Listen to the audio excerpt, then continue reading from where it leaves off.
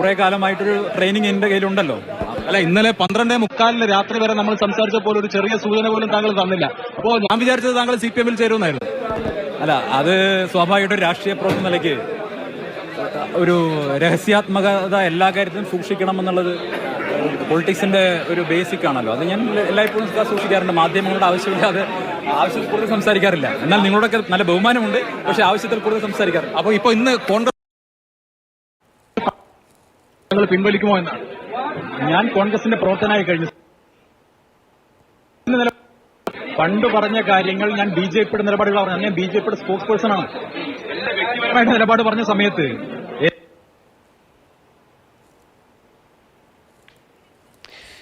ശരി, സന്ദീപ് വാര്യർ സംസാരിച്ചുകൊണ്ടിരിക്കുകയാണ്. നേരത്തെ പറഞ്ഞ വിമർശനങ്ങളെല്ലാം എന്റെ വ്യക്തി ജീവിതത്തിൽ തന്നെ നിങ്ങൾക്ക് കാണാൻ സാധിക്കും. ഇന്നിപ്പോ K. സുരേന്ദ്രനെതിരെ ഒരു പോയിന്റഡ് ആയിട്ടുള്ള ഒരു അറ്റാക്ക് ആണോ താങ്കൾ ഉദ്ദേശിച്ചത്? ധർമ്മരാജന്റെ കുഴൽപ്പണം എത്താത്തതാണ് പ്രശ്നമെന്ന് പറഞ്ഞു. ഇതേ ധർമ്മരാജൻ ഷാഫിക്ക് പണം കൊടുത്തിട്ടുണ്ടെന്ന് ഇതേ സുരേന്ദ്രൻ ആരോപിച്ചിട്ടുണ്ട്.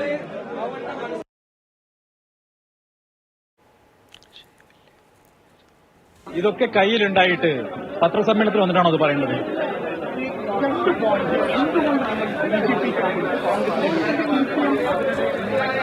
സന്ദീപ് വാര്യർ സംസാരിച്ചുകൊണ്ടിരിക്കുകയാണ്. ഇപ്പോൾ K. സുരേന്ദ്രൻ പറഞ്ഞ കാര്യത്തിലുള്ള പ്രതികരണമാണ്. അതായത് തെളിവുകളുണ്ടെങ്കിൽ വാർത്താ സമ്മേളനത്തിൽ വന്നാണോ അത് പറയുന്നത് എന്നാണ്. പ്രത്യേകിച്ച് കുടിലതന്ത്രമുള്ളൊരു മാധ്യമപ്രവർത്തനം ഏത് തലം വരെ സംസാരിക്കാൻ എനിക്ക് നല്ല ധാരണയുണ്ട്.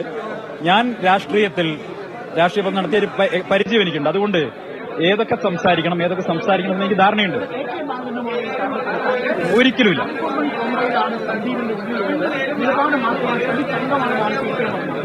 നോക്കൂ, എന്നെ കുറിച്ച് പറഞ്ഞ നല്ല വാക്കുകൾക്ക് മുഴുവൻ ഞാൻ നന്ദി. എന്നെ കുറിച്ച് രമേശ് ചെന്നിത്തലജി നല്ല വാക്ക് പറഞ്ഞിട്ടില്ലേ? എന്നെ കുറിച്ച് VD സതീശൻ സാർ നല്ല വാക്ക് പറഞ്ഞിട്ടില്ല. CPM-മായി ഒരു ചർച്ചയും നടത്തിയിട്ടില്ലെന്നാണ്. ഒരു ചർച്ചയും നടത്തിയിട്ടില്ല. ഒരു തരത്തിലും ചർച്ച നടത്തിയിട്ടില്ല. ഫോണിൽ പോലും ഒരു തരത്തിലും ചർച്ച നടത്തിയിട്ടില്ല. രാഹുൽ ഗാന്ധിയുമായി നേരെ ഓപ്പോസിറ്റ് നിൽക്കുകയാണ് നരേന്ദ്രമോദി. ഈ 2 മാസങ്ങൾക്ക് നരേന്ദ്രമോദി തള്ളിപ്പറയാൻ കഴിയുന്ന സ്വാഭാവികമായിട്ടും ഒരു മനുഷ്യനാവുമ്പോൾ പരിണാമങ്ങൾ ഉണ്ടാവുമല്ലോ.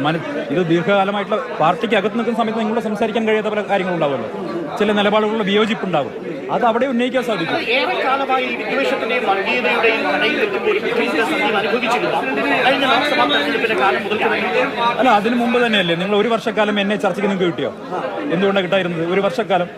ഒരു വർഷക്കാലം ഞാൻ കേരളത്തിലെ ഒരു പ്ലൂറലിസ്റ്റിക് ആയിട്ടുള്ള സൊസൈറ്റിയിൽ ബഹുസ്വരമായിട്ടൊരു സമൂഹത്തിനിടയ്ക്ക് വെറുപ്പും വിദ്വേഷവും ഉണ്ടാകരുത് എന്ന് നിരുപദ്രവമായ ഒരു ഫേസ്ബുക്ക് പോസ്റ്റ് ഇട്ടതിന്റെ പേരിൽ ഒരു വർഷക്കാലമാണ്. അപ്പൊ BJPയുടെ വർഗീയ രാഷ്ട്രീയം ഉപേക്ഷിച്ചിട്ടാണ് സന്ദീപ് കോൺഗ്രസിലേക്ക് വരുന്നത്. എന്താ സംശയം? അതിനെ തള്ളിപ്പറയുക 100%. ഗോൾവാൾക്കറുടെ പ്രത്യയശാസ്ത്രത്തെ സന്ദീപ് വാര്യർ തള്ളിപ്പറയും. ഞാൻ പറഞ്ഞല്ലോ, ഇതുവരെ ഞാൻ പിന്തുടർന്ന എല്ലാ പ്രത്യയശാസ്ത്രങ്ങളെയും ഉപേക്ഷിച്ച് തള്ളിപ്പറഞ്ഞത് തെറ്റാണെന്നുള്ള ബോധ്യത്തിലാണ്. കോൺഗ്രസിന്റെ ആശയം മതനിരപേക്ഷതയാണ്, മതേതരത്വമാണ്. ആ ആശയത്തെ ഉൾക്കൊള്ളുമ്പോൾ മറ്റൊരു ആശയത്തിനും പ്രാധാന്യമേ ഇല്ല, പ്രസക്തിയേ ഇല്ല. ഹിന്ദുത്വത്തെ തള്ളിപ്പറഞ്ഞാണ് സന്ദീപ് വാര്യർ കോൺഗ്രസിലേക്ക് പോകുന്നത്. അത് തെറ്റാണെന്നുള്ള ബോധ്യത്തിൽ 100% ബോധ്യത്തോടു കൂടിയിട്ടാണ് ഞാൻ ഇതുവരെ തുടർന്ന എല്ലാ നിലപാടുകളും തെറ്റായിരുന്നു എന്ന് തോന്നിയതിന്റെ അടിസ്ഥാനത്തിൽ തന്നെയാണ്.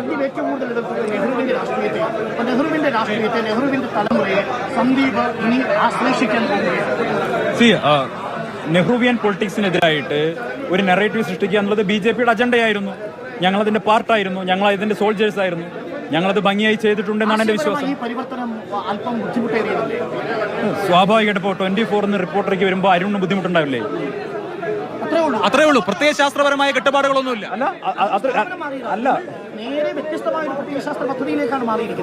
പ്രത്യയശാസ്ത്രപരമായിട്ട് നമ്മൾ ഇന്നലെ വരെ തുടർന്ന കാര്യങ്ങൾ, അതല്ലെങ്കിൽ ഇന്നലെ വരെ വിശ്വസിച്ച കാര്യങ്ങളിൽ എനിക്ക് കുറെ കാലമായിട്ട് വിയോജിപ്പുകളുണ്ട്. അത് ഞാൻ പരസ്യമായി പ്രകടിപ്പിച്ചതാണ്. അതിന്റെ പേരിൽ നടപടി ഏറ്റുവാങ്ങിയ ആളാണ്.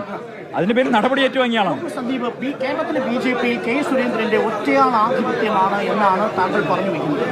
കേരളത്തിലെ BJP നേതൃത്വത്തോട് പ്രവർത്തകർക്ക് പൂർണ്ണമായും വിയോജിപ്പുണ്ട്. ഒരുപക്ഷെ ഇത് കണ്ടുകൊണ്ടിരിക്കുന്ന ഒരുപാട് BJP എന്നോട് ദേഷ്യം ഉണ്ടാകാം, അരിശം ഉണ്ടാകാം.